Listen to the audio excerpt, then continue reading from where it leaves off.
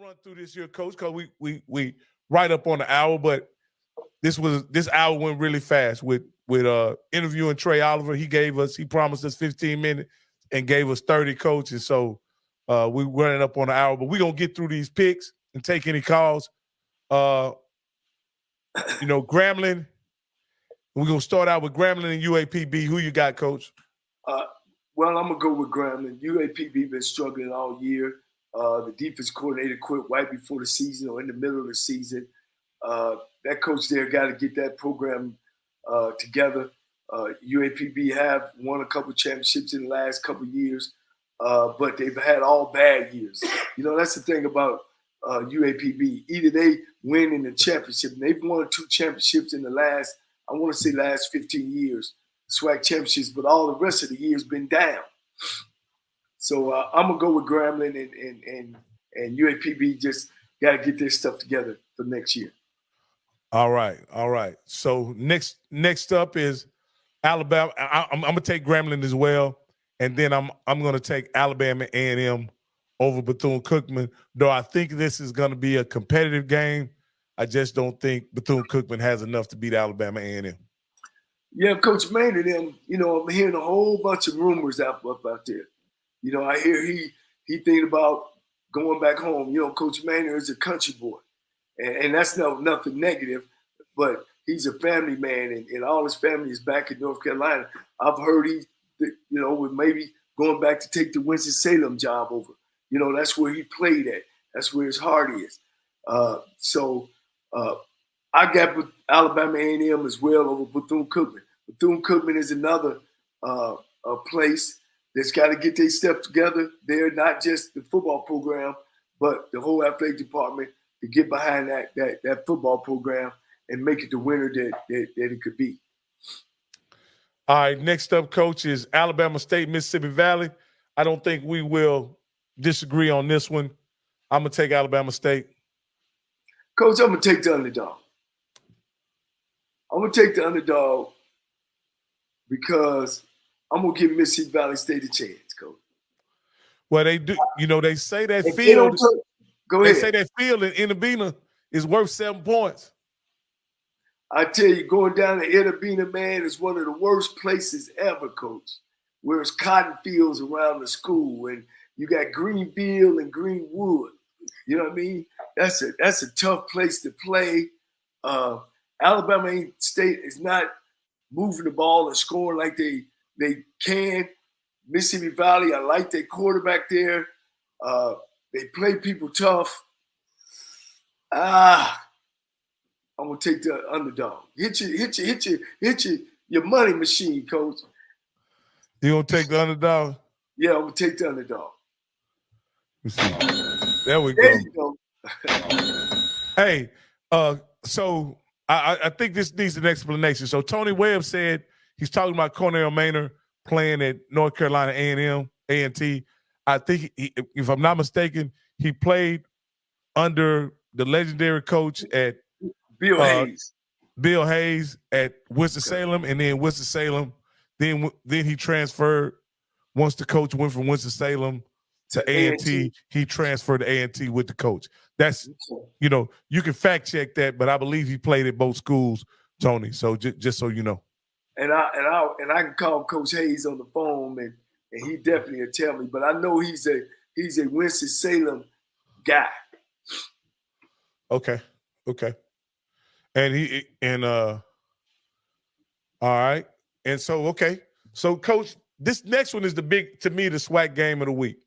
Right. And it's the second week in a row that Southern is in the SWAC game of the week. It's particularly the SWAC West. This is essentially, in my opinion, an elimination game. Whoever loses this game is eliminated from contention for the West Championship, in my opinion. And so you're looking at Prairie View at Southern. I'm going to take Prairie View. I just think there's so much going on at Southern right now that it's going to be a really tough for them to hold it together when they look up in those stands, those players look up in those stands, and they'll see the fan base has bailed on them.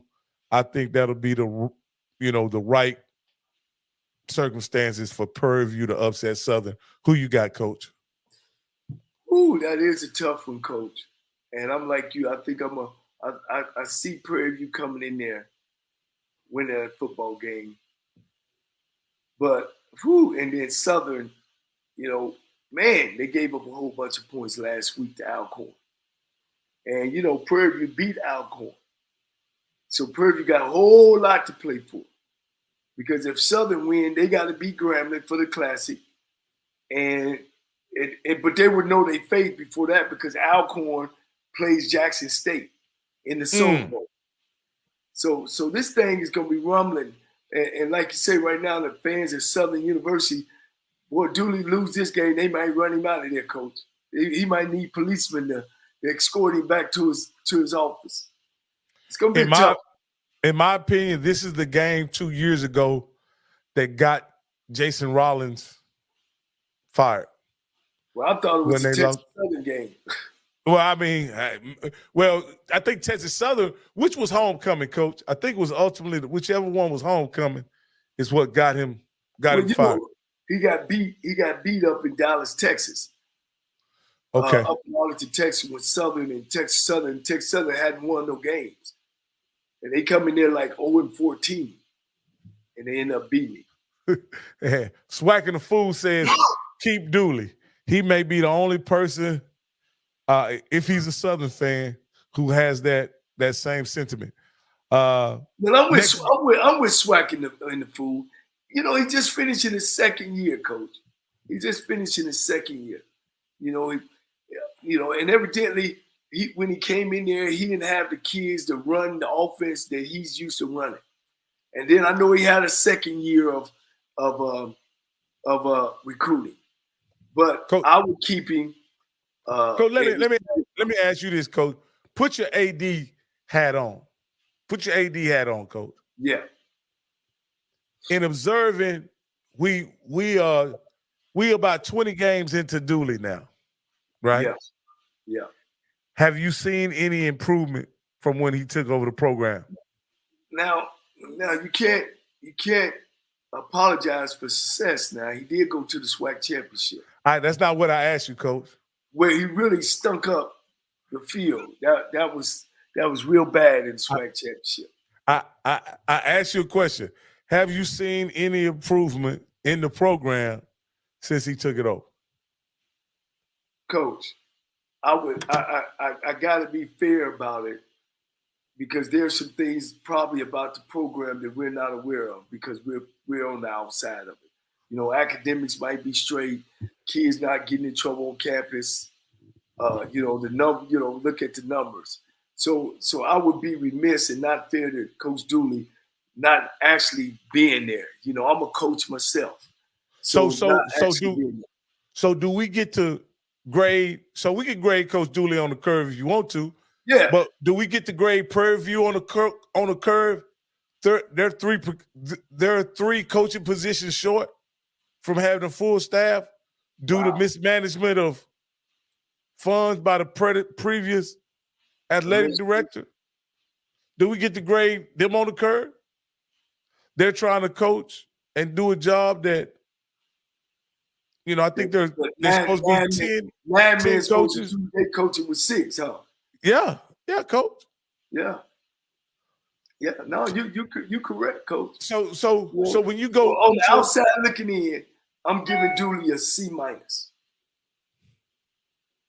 And with that being said, does the Southern fan base deserves better? Oh, ain't no question. Okay. Ain't no question. All right. They second to none, Coach. So with that being said, are you picking Southern? Yeah. I'm gonna go with Prairie View. All right, Coach. Well, I don't think this next one up is boy. If we see if we pick another Lincoln, California game, my head's gonna explode. Oh, Coach. Oh man. Yeah, Miss Body. I was at that game. Y'all definitely put an L on Southern. I think you guys beat them almost like 24-0. But Lincoln, California, coach, they play every black team in the country and get paid for flying there. And they out of California. You know. Yeah, coach. They the official homecoming date for all the SWAC schools. And so yeah, coach, it's unfortunate that we don't get better competitions. You know, I'm not nothing against Lincoln, California, but I think Florida A&M, the quality of team that they are, they would be better served by playing a formidable opponent. Like I would like to see Florida A&M against an Elon, against a what's that school? Missouri Southeast. You know, Southeast Missouri. Southeast Missouri. I'd like to see them play those kind of schools because to me, not only would that do them well, but the SWAC could, in some cases, with the victory, get credit for playing a quality non-conference opponent. But you just don't, you just don't get to see that. You end up watching them play what is essentially a Pop Warner team for a home game. Yeah. So this next one up, and I'm gonna say it right this time. Alcorn State. Yeah. They travel to H-Town to play Texas Southern. I'm gonna take Alcorn State on this one. Wow. Okay. Man, you know this is a upset weekend for the West Side. You know we were scrambling last year on this date. Oh yeah. And man, do the Tigers come out and get in coach everything they have? They've been playing tough football with everybody. They ain't laid down yet. So what you think, coach? I got Fred. I believe in Fred McNair. You know, I've been wrong one time this year when I picked them to beat Prairie View, and Prairie View got the victory. But I got to remember, with so much on the line, Alcorn is going to return to prominence, and they're going to play Florida A&M in the SWAC championship. That's just what I believe, Coach. That's the thing and so I'm gonna stick with that. And so Alcorn is going to defeat Texas Southern, in my opinion. I'm gonna have to take that as well. They got something to play for. Texas Southern does it. I don't think Texas Southern will lay down, but I'm gonna get a victory to Alcorn. All right, here's another big game, Coach. We just had Coach Trey Oliver on the show. He said it's on Tuesday. It's on Tuesday night.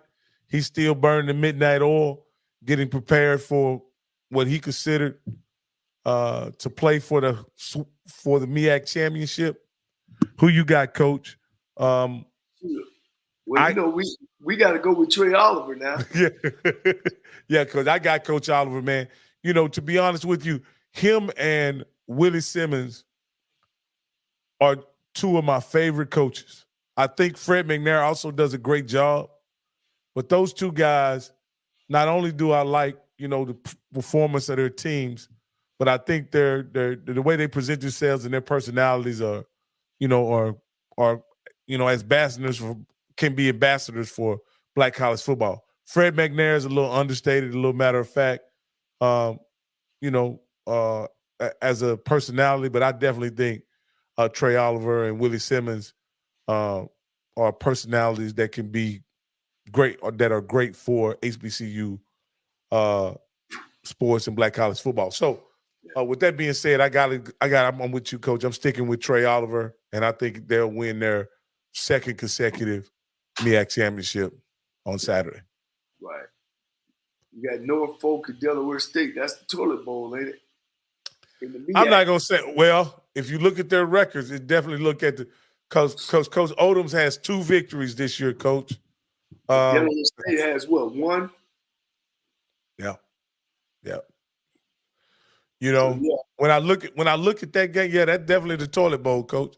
When I look at that game, Coach, Delaware State just hadn't shown me anything this year, even though they played Morgan State pretty tough last week. They're not a team that I could depend on them to win, even at home against Norfolk State, because Norfolk State has played hard and pretty much been in every game this year, and they just have came up on the short end of the stick each week. I think they get the victory against Delaware State. What about you, Coach?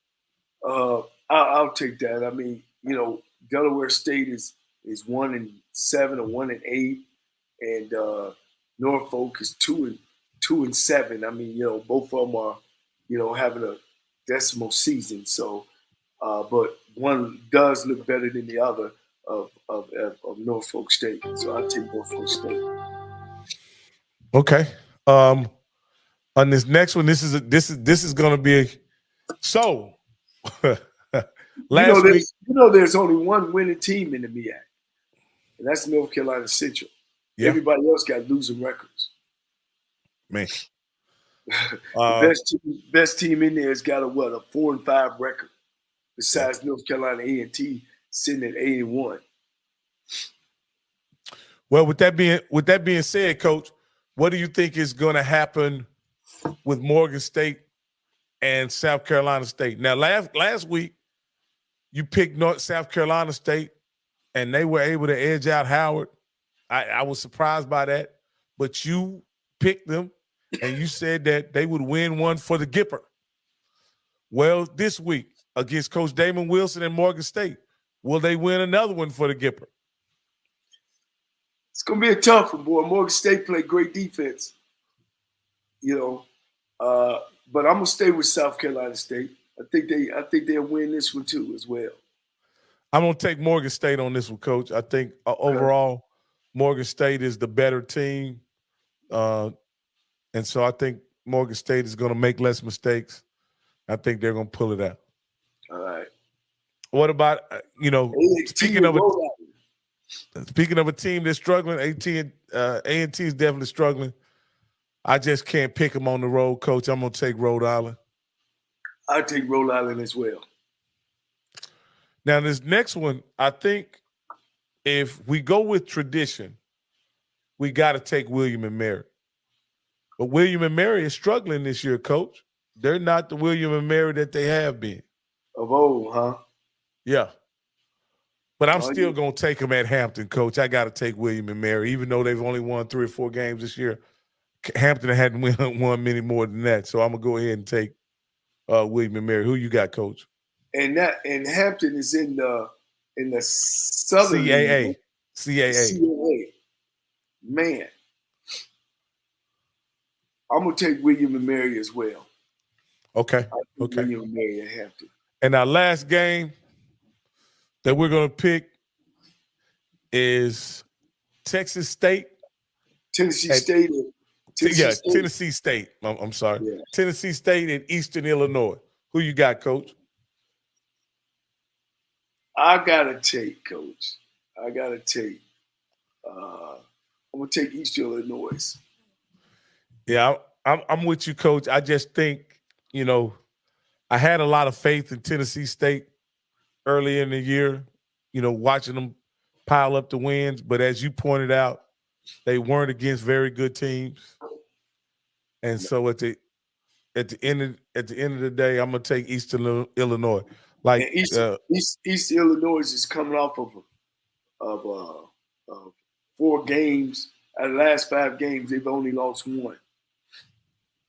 And Tennessee State just the schedule wasn't strong. Oh yeah, Tennessee State played Lincoln of California as well. Yeah, Coach.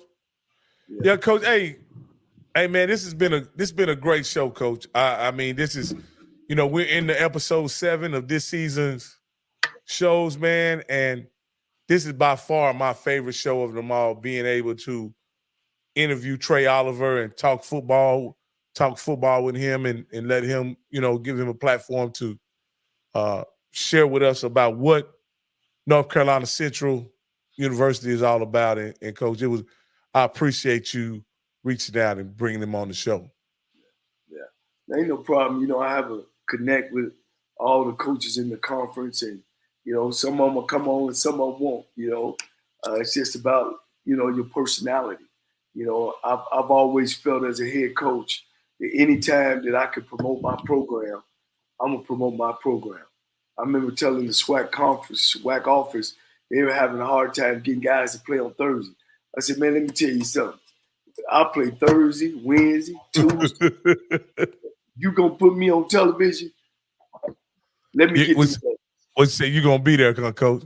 We gonna be on TV. If somebody call me and want to interview, I'm interviewing. I'll at the time, of course, TSU is my alma mater. I'll get on. I get on Mount Rushmore and say that's the best school as ever. So I think just my philosophy about the media, and I know people say the media is not your friend, and you got to understand that, but definitely you can't do without it. Hey guys, this has been a great show, and Coach and I, we're trying to build this platform, and we're gonna keep giving you great content. If you're watching this on Off Script, go ahead and go down in the description and click my channel and go ahead and subscribe if you could, because we're going to continue to put out dope content. I want to thank Scotty for giving us opportunity to stream this on his channel as well, so that we could get the looks and the eyes and the feedback, man. And I appreciate his audience coming on here and really creating a lively conversation around the interview we had with Coach Trey Oliver. We got Perry. Perry was in the ask Coach about all the rings in his finger. Hey, Perry, I'll timestamp it after the after we put this, after this finishes. He explains each and every ring earlier in this live, man, shortly after Trey Oliver got off the interview, man. Trey, and if you missed Trey Oliver's interview, Perry, please go back at the beginning of this live and check it out, man. We had Trey Oliver on. He told us he committed to 15 minutes, and he actually gave us 30, man. So it was a tremendous interview. Oh, we got a caller on the line. Hold on, we got a caller. Caller, you're live. What's your name and where you calling from? My name is Coach Pep. Coach Pep, what's going on? You got a question for Coach? Yeah. Or comment? I got a question for Johnnie Cole. This ain't the Coach Pep I know doing this. You used to coach at Texas Southern, right? Yes, sir. And Arkansas Pine Bluff? No, I didn't coach at Pine Bluff. I coached at Texas Southern, Alabama State, Tennessee State, Lane College. Yeah, I got I got two questions I want to ask you. Yes, but I'm gonna have to put you in the ADC. Okay. And they got about 5 jobs opening right now. Okay. I'm adding that Southern job because Dooley ain't gonna win up there in Southern. I had it the Alabama A&M job, the South Carolina State job. What is you if you the athletic director, if you looking for a celebrity coach, a defensive coordinator,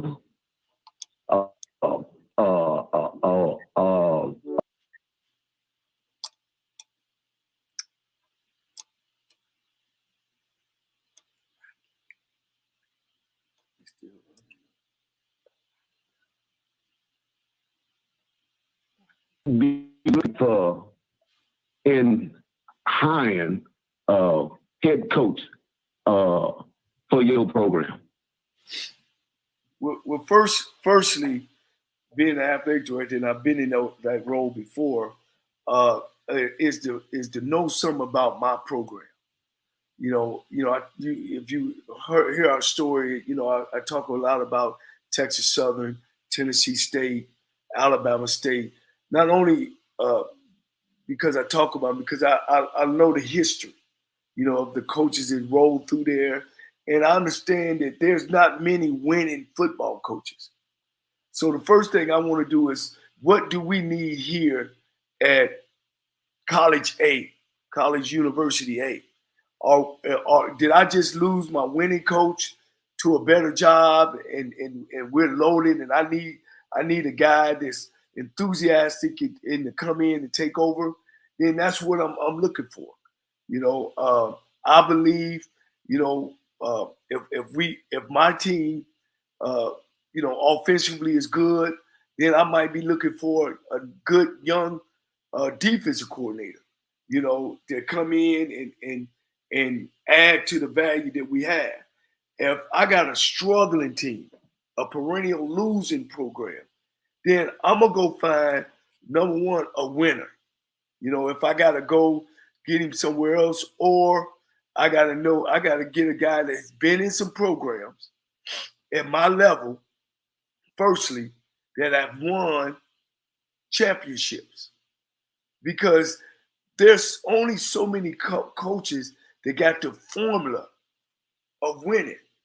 And whatever they have about themselves, it makes them win no matter where you go.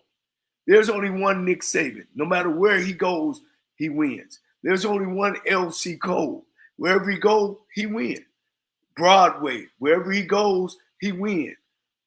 Pete Richardson, wherever he goes. If you notice one thing about the SWAC, now we really don't have any real name coaches besides McNair that has been successful. And McNair has only been successful at Alcorn, and he came behind a successful coach. So he just walked into that and kept things going. But if you look at the conference, we have coaches bounce around, and none of them guys were winners. And then we have, except but Maynard, I'll say Maynard, and then we have but Maynard was at Hampton and stumbled. Then we have Dion coming to conference with no coaching, head coaching experience, but he was super. He was phenomenal. Deion Sanders is phenomenal. He's of course, I don't have to say. And he was able to come in, surround himself with great coaches, had the money, and it's only one of him. And that's why it's so hard to repeat that. And that's why, look at Mac Brown. Mac Brown coached at North Carolina, won, left there, went to Texas, won, went into broadcasting, and then North Carolina say, man, we need to win. They brought him back. Petrino got in all that mess at Arkansas, left, went to Louisville, won, went to Arkansas. I think he went in order. It wasn't necessarily in order, but he went to Western Kentucky, and Louisville say, oh, no. He goes back to Louisville because they say they want a winner.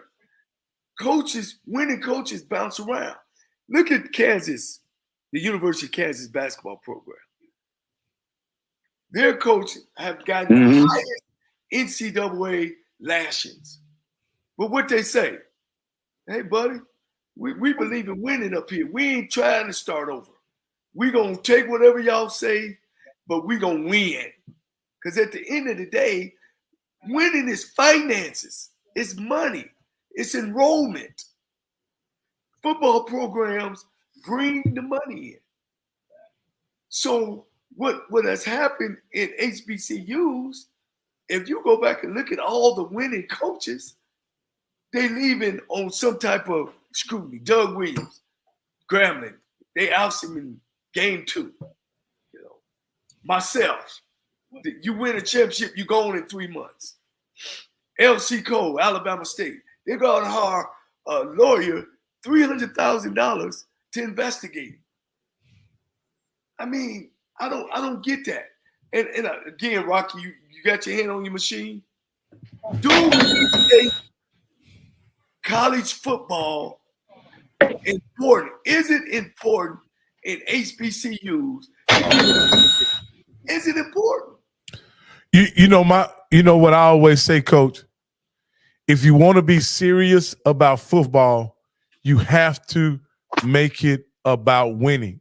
You have to hire a serious coach.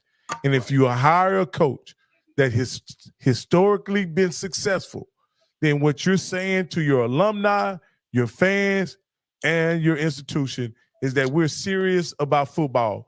When you hire a real estate agent, your homeboy, your frat brother, or your friend, that's not saying that you're serious about football, in my opinion, right? When Alabama wanted to win, they end up hiring a national championship coach in order to come and jumpstart their program. They didn't waste no time by hiring someone who was just getting started in the business or who was just a novice at coaching. They hired a professional, a hired gun, someone who had a track record of winning and who knew how to get it done. And so that's what happens in HBCU football. It makes you question how many institutions are serious about football when you hire guys who are just getting started in business or hire guys who don't have a track record of success. And you hire a football. Johnny. Yes, sir. Yes. I'm taking for instance Arkansas Pine Bluff. Yes. He was hired as a safety coach. Would you have hired somebody else from the D2 level that's bringing a head coach that's bringing players in with him? You with that route? If I'm on one AA level, I would have to really go down and see. That's what you got. You got to go out and find your coach. You got to go down and sit and talk and look at his resume and call around about who, what kind of guy he is. That guy at Arkansas Pine Bluff was coaching. I want to say, don't get me wrong. Put it this way: he was on Louisiana Monroe's coaching staff. University of Louisiana Monroe was the worst Division I-A program in the country. Right. And you bring him to run your perennial losing program. He gonna lose. And it ain't nothing personal against him. Right. He's gonna lose. When you got me out there, you got LC out there, you got Melvin Spears, you got James Woody, you got Coach Frazier, you got Coach Chennis Berry now getting things started at Benedict. I'm like Scotty on that. Chennis got to win some of them games in the playoffs. But he got a great program going, and we haven't done that. Man, the conference was always about great coaches. And now all of us are sitting on the couch. When we were supposed to take over from your Eddie Robinsons, your Marino Cassims, your W.C. Gordons, your Jake Gaithers. We were right up underneath the guys. But we've gotten away from that. Now the athletic directors are trying to get out in front of the coaches. Go ahead. Would you be willing to take an offensive coordinator job? It depends on the situation. My family comes first. And if it doesn't bother my family, and they can pay me well and make it right, I would have to sit down with my fiance, and we really would have to go through that, because now I'm in the age now it's about my family and instead of about what I want. I do want to coach again. Don't get me wrong. I do want to coach again. So coach, let me ask. I'm gonna ask you this here, coach, and I'm gonna be perfectly honest with you. You know, I'm a straight shooter. If a man were to pick up a call in Baton Rouge, Louisiana, and say, "Hey, I'm turning over the offensive keys to you. I need you to come in and fix what I couldn't fix," would you consider making that move for that program? I love the city of Baton Rouge. You know, I lived there for 3 years, and man, that would be something special. I would really consider that. I love the fan base. I love the university, the pride about the university, the things that they have about getting their alumni back to the university. So most definitely, that would be something that I would really look into. And on top of that, I would like to bring a guy with me or two, because running your system, it starts right there. It starts in that office. Do we believe in what we run? Yeah, coach. Hey, you surprised me with that answer, coach. You surprised me with that answer. Yeah. You know, because all of our conversations have been around programs and institutions being interested in you as a head man. We haven't really had much conversations about you being a OC, but in a situation where a guy goes in, and this is why it surprised me, coach. You would be going in behind a guy who is on shaky ground as it is. Right. And so you coming in wouldn't provide you with much security as an OC. You would have to have supreme confidence that you can turn it around for you to take that job, coach. Well, ain't no question, coach, because when I come in, I'm cleaning the house. We cleaning the floors, the baseboards, and everything, and we'll start with, and I'll build off of what some of the things he does, because a hitch in a corner route is a hitch in a corner route. It's about terminology. And I've done this before, and I've came in and if we want to use Coach Dooley as example, I'll come in and use his terminology. And this is why. It's better for me to learn it than 40 players learning something new. You know what I mean? And I know I'll get crossed up a little bit, but again, some of the past plays and some of the things that you do, everybody does them. You know what I mean? It's just about the terminology. So, but that's why I was telling you that I would at least have to have one other guy or two other guys with me. And hopefully it would be either my O-line coach or my receiver or quarterback coach. Because we definitely would have to come in and build off of what like I say, that's interesting, coach, for you to take serious consideration like that, because again, that shows you that you have supreme confidence in your ability to go in with a guy who has said many times, in order for me to be the head man, I have to call the plays and so on and so forth. But and that's another thing. When do you have to bring you on as the play caller? Well, most definitely. Well, if he wants me to put the offense in and he calls the plays on the weekend, that's his thing. But if he's gonna be putting me in charge, and hey, one of those, when we score, he'll say, and then we throw an interception, he'll point down at me. No, coach, we can't be in one of those situations. I'll tell you, coach, a little story real quick. We was at Lane College my first year. I got there in June, hired some guys real quick. And I happened to come to a meeting with my offensive staff, some office staff, my O-line coach, and my, I think he coached at wide receivers or something, running backs. And they in there watching USC games in film. And we were struggling offensively. And man, look, I went up one side and down the other. I said, first and foremost, we don't have USC football players here. Second of all, you guys have never worked at USC. And third of all, and mostly, I see why we ain't moving the football is because we don't believe in the room. The next year I go 7-3, and the year after I go 8-2, and average 30-some points a game. So I know about all that. Win the championship at Texas Southern. You know, I like to throw. Our quarterback was, you know, he would throw that ball away. We got in there and we molded and said, we're going to get the ball to the running back and we're going to let our defense win games. And, of course, you know, we were 2010 champions.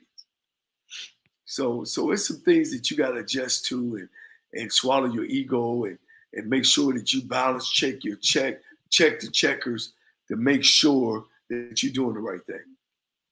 Does that answer your question? Yeah. It has Right. Go ahead. Sir, did you have something before you let go? I got one more question to ask you. What was that linebacker name on that Texas Southern team you coached out there won the championship? You mean the National Black College Defensive Player of the Year? His name was DeJuan Foger. Yeah. Yeah, he was the real deal. Yes, indeed.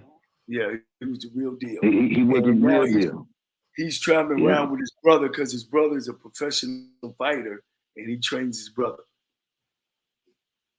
Oh, that's cool. Yeah. That's cool, Coach. Thank you much. Thank you. Hey, Coach. That if we looks like that's our last call, man. And this has been an amazing show, Coach. I can't wait. I'm fired up for next week. I don't know what you're gonna have in store for us next week, Coach. I snap the ball, you call the plays and run them, Coach. That's how we gonna do it, man. And I like I say, having Trey Oliver was an amazing opportunity and something I really enjoyed. And I know that's just one of the many people that you know in this business. And well, Coach, iron sharpens iron, and he's the 2022 Black College National Champion. That's what I try to surround myself with is people that know what winning looks like, what it feels like, and what it's about. Man, well, that's awesome. My man Tony Webb asked me, what's my favorite stick? My favorite stick is Liga Provider number 9, followed by Liga Provider H99, which is a very close second. I also want to thank the guys and gals who went over down in the description, click the link, and subscribe to the page, man. We definitely appreciate you guys for doing that. And again, we're building something here. We're trying to put together the best content we possibly can. Coach Cole is a wealth of knowledge, not only football-wise, but from a SWAC and HBCU sports history. He's a wealth of knowledge, man. And y'all are, and I appreciate y'all tuning in and tapping into all of the knowledge and that he has as a coach and a member of the HBCU football and sports community. Coach, with no further ado, I'll let you take us out as we always do. As we always do. Man, I know it's hard times out there in this world today. I put my head down to the Israel, the Palestinians, and that thing. I hope they get that thing doing right. Killing innocent people on either side is just wrong. It's wrong and it's not right. And hopefully our president can move things in the right direction. So I want to make and hurt people over here in America. Jews, Palestinians, we don't have nothing to do with that over there. That's a whole nother atmosphere of people trying to get along. So I would hope that we wouldn't hurt each other in America. But by saying that, if you feel yourself having a bad time, if you feel yourself at the end of your rope, tie a knot, hold on tight, because ain't nobody bad like you. My name is JM&E, and I want $500 for lunch money. Sign up with the Jonas Bracket Challenge. With what you need to know, today is Monday, November 13th, 2023. Number 1, Vice President Kamala Harris traveled to South Carolina Friday to file the paperwork to put President Biden on that state's primary ballot. It was a nod and a thank you to the state that, as the Vice President pointed out, turned the Biden 2020 campaign around. Earlier this year, President Biden made important changes to the primary election calendar by leapfrogging over what were previously the first states in primary politics, New Hampshire and Iowa. FYI, the South Carolina primary will now be held February 3rd, 2024. Number 2. With less than a week before a midnight Friday government shutdown, new Speaker of the U.S. House, Mike Johnson, introduced an unusual spending plan to keep the government running. Described as a ladder continuing resolution, CR, or a clean continuing resolution with no spending cuts. Speaker Johnson's two-part plan will extend funding for some agencies or departments until January 19th. Those departments include agriculture, energy, military construction, transportation, and Veterans Affairs. Other departments will shut down 2 weeks later on February 2nd. Number 3, intimate partner violence does not discriminate based on your bank account balance or relationship status. Just ask Keke Palmer.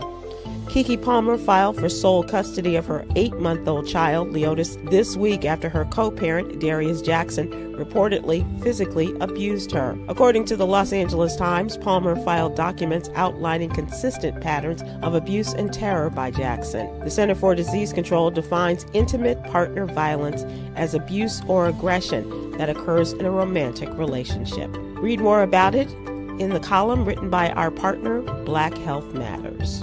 Number 4, in 2021, What You Need to Know covered the story of Diamonds Ford, a then 28-year-old black woman who went through a similar experience as Breonna Taylor, but she survived. Ford and her fiance, then 28-year-old Anthony Gant, faced up to life in prison without parole.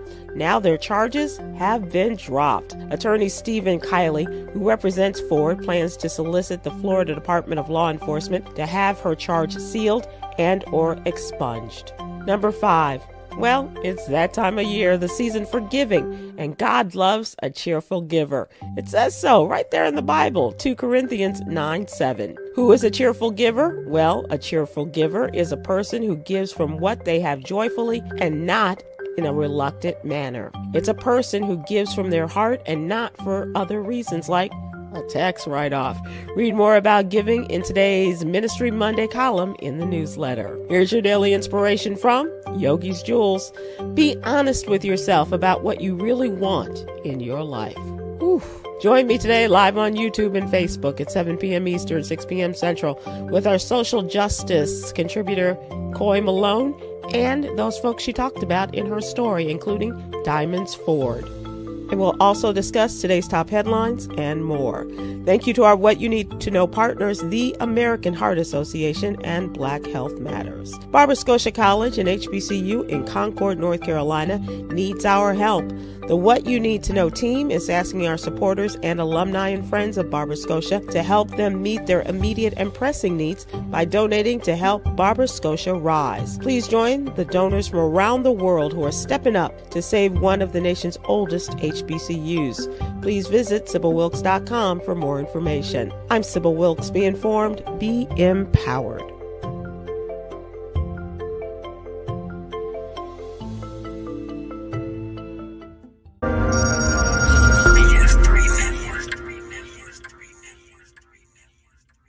BS3 Network, changing the way you watch TV.